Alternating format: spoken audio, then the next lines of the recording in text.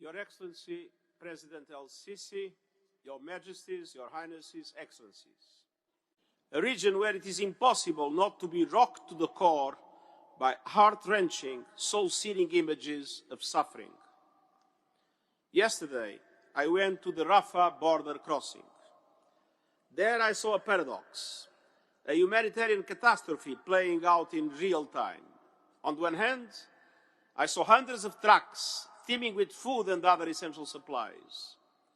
On the other hand, we know that just across the border there are 2 million people without water, food, fuel, electricity and medicine. Children, mothers, the elderly, the sick. Full trucks on one side, empty stomachs on the other. Excellencies, let's be clear. The grievances of the Palestinian people are legitimate and long.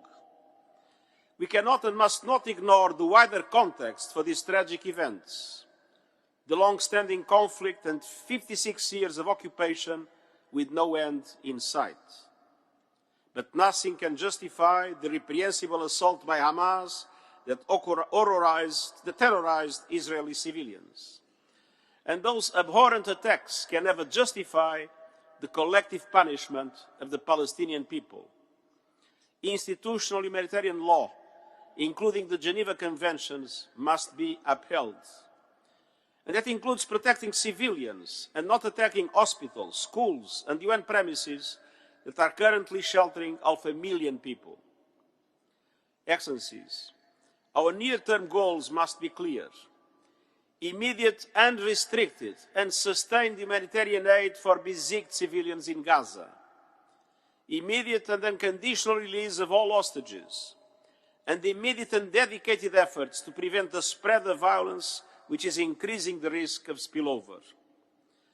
To advance all these efforts, I appeal for a humanitarian ceasefire now.